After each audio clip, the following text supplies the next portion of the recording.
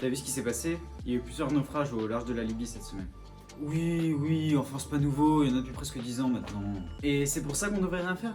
Et tu voudrais faire quoi? Bah je sais pas, les aider, les soutenir, les accueillir, les sauver même. Je te rappelle que l'Europe a un manque cruel de volonté politique face à cette crise migratoire. Les solutions qu'elle a trouvées, c'est quoi exactement? Une surveillance massive de la Méditerranée avec le dispositif Frontex et le financement de la Turquie pour qu'ils absorbent une partie des migrants pour qu'ils ne se propagent pas en Europe, bien entendu. Alors si en France et en Europe, on a aujourd'hui moins de migrants que pendant la crise migratoire qui a eu lieu il y a quelques années, ça n'empêche pas les drames comme celui qu'on vient de voir. Bon, enfin, on va pas se mentir, hein, des drames, il y en a tous les jours. Hein. Attends, mais t'es pas touché, t'es pas ému par cette vidéo? Mais bien sûr que si, ça me touche, ce serait même inhumain que de ne pas être attristé par la vue d'une mère ayant perdu son enfant. Mais je ne me sens pas responsable. C'est-à-dire, eh bien, toute la culpabilité que tu pourrais ressentir à la vue de ces images, ce qui est d'ailleurs le but recherché par l'association les ayant diffusées, hein, ça ne m'atteint pas. Ça ne m'atteint pas et même plus, je fais tout pour m'en éloigner le plus possible. Car ce drame, je n'en suis pas responsable. Ce n'est pas moi qui ai provoqué la révolution libyenne, menant à la mort de Kadhafi et en résultant sur un chaos laissant libre cours au réseau de passeurs qui ont pu et qui continuent toujours en totale impunité de faire miroiter à des migrants désœuvrés qu'une vie meilleure les attend en montant sur un Zodiac bondé et en versant le peu d'argent qu'ils possédaient. Ce n'est pas moi qui continue de ne rien faire pour ma population, de faire semblant de gouverner un pays alors qu'en réalité je m'enrichis sur leur dos, de faire prospérer un régime autoritaire et de contribuer à l'instabilité économique, politique et sociale de mon pays. Finalement, ce n'est pas moi qui ai incité cette femme et ce groupe de personnes à monter sur ce pneumatique. Je ne suis pas responsable. Et je dirais même plus, pourquoi ce serait moi qui serais responsable et pas les autres? Et si ton pays l'était responsable? Comment ça? Eh bien la France aurait pu faire le choix de ne pas intervenir en Libye par exemple, comme l'a fait notre ami Sarkozy, ou encore de ne pas coloniser. Ah non, pas la colonisation s'il te plaît. Ah, et pourquoi on peut savoir? Eh bien ça va faire plus de 50 ans que les pays anciennement colonisés ne le sont plus. La France, aussi bien que moi, ne peut pas être responsable de tous les maux.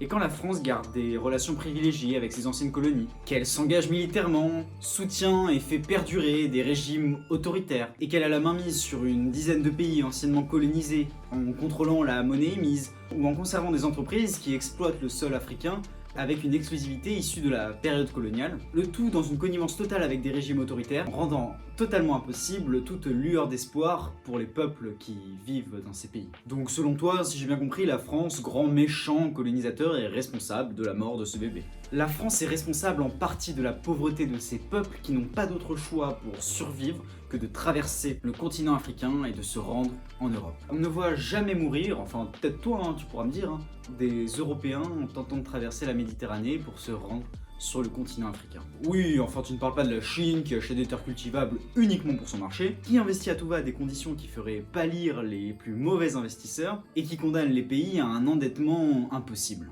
Et donc que faire de cette culpabilité? Et dois-je aussi me sentir coupable pour le million de personnes vivant sous le seuil de pauvreté en France? Alors je t'arrête tout de suite, il ne s'agit pas de faire de comparaison, mais simplement de regarder les événements avec humanité. Personnellement, je préfère qu'on mette en place des flottes pour récupérer ces migrants plutôt que de les laisser mourir. Tu sais quoi, je préfère m'occuper des miséreux de mon pays avant d'en accueillir d'autres. Ce n'est pas en accueillant toute la misère du monde que la République en sortira grandie. Alors peut-être, mais c'est un de ses devoirs que d'accueillir et de donner sa chance au plus grand nombre. L'Afrique sera bientôt un des continents les plus peuplés. On fera quoi quand ce sera des millions de personnes qui débarqueront? Arrête, je t'arrête tout de suite là, pas de théorie du grand remplacement, s'il te plaît. Collaborons dès maintenant avec le gouvernement africain pour faire en sorte de développer l'Afrique sous tous ses aspects. Au risque de perpétuer un néocolonialisme que tu condamnes? Tu sais quoi? Tu me saoules. Sarkozy n'a pas eu un financement libyen pour la campagne présidentielle, ni M. Kadhafi ne pouvait le faire parce qu'il ne le faisait jamais. Et je l'ai dit haut et fort. Or, ce juge Tournaire a bien voulu tourner ça à sa manière et me faire dire des propos qui sont totalement contraires aux propos que je dis. Tiens, c'est pas toi qui parlais de la Libye et de Kadhafi tout à l'heure? Ouais, justement, j'ai vu ça à Takidine il y a quelques années. Il disait à la télé qu'il avait aidé Kadhafi à donner de l'argent à Sarkozy pour sa campagne de 2007, où il avait été élu président. Et maintenant, il a totalement changé de version, il n'a jamais participé à un quelconque financement, transfert d'argent de la part de Kadhafi, Et Sarkozy n'a jamais bénéficié de l'argent de Kadhafi. Bizarre. Quand on cherche à accuser trop vite les politiques, hein, quelle indignité. Moi, je vais peut-être te casser ta bonne humeur et celle de Sarkozy, hein, mais selon un journaliste de Mediapart, ça change pas grand-chose. La justice a par exemple encore des preuves bancaires qu'un proche de Nicolas Sarkozy en 2006 avait reçu de l'argent libyen. Donc le revirement de Takedine, hein. Enfin, on va pas se mentir, le Takedine, il est un peu cinglé. Hein. Allez, on passe à la suite. Et je les appelle à se regrouper. Alors oui, je suis prêt et je propose ma candidature. Mais, il y a un mais. Ah, ça c'est une annonce pour toi ça. Mélenchon annonce sa candidature à la présidentielle. Oui, j'ai vu ça, hein, comme tout le monde. Bah c'est pas toi qui avais voté pour lui en 2017 ? Non. Ouf. Pas du tout.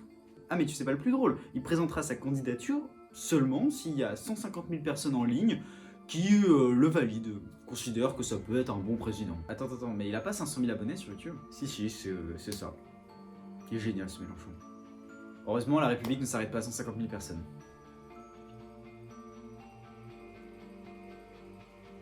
Pourquoi ils brûlent leur maison en Arménie ? Bah, ils ont perdu la guerre contre l'Azerbaïdjan. Et du coup, les gars sont tellement énervés qu'ils brûlent leur maison.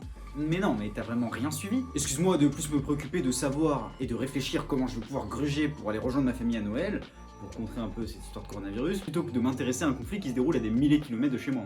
Ouais, en fait, t'es comme la France et l'Europe, hein, qui sont restés très éloignés de ce conflit. Hein. Bah tu vois, j'ai pas toujours tort. Alors là, ce que tu dis, c'est pas une preuve, hein. La Russie, par exemple, s'en est mêlée. Mais la Russie, dis-moi, ils ont pas une frontière commune avec l'Azerbaïdjan ? Oui, c'est vrai.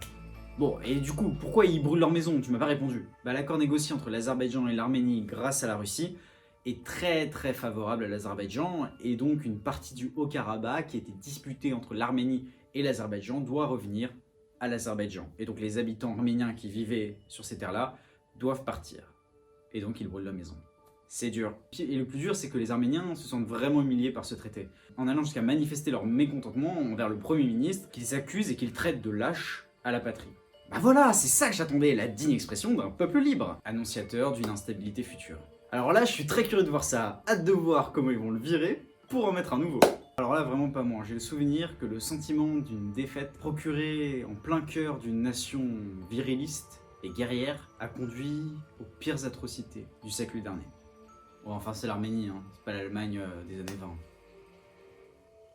Salut à tous, c'est Antonin, donc j'espère que cette vidéo vous aura plu. N'hésitez pas à me faire plein de retours en commentaire, dites-moi comment vous voudriez que je fasse ces vidéos-là. Si vous voulez que je parle d'actu dont on parle pas trop comme j'ai fait avec les migrants en début de vidéo, ou si vous préférez justement que je parle de sujets dont on parle plus. Là typiquement j'aurais pu parler du film Hold Up qui est sorti récemment et qui a fait beaucoup de bruit. J'ai décidé de pas en parler parce que beaucoup de gens en avaient déjà parlé, mais si vous voulez que je parle de sujets déjà plus connus et que je rentre plus en détail sur certains sujets d'actualité, n'hésitez pas à me le dire. On se retrouve la semaine prochaine, salut.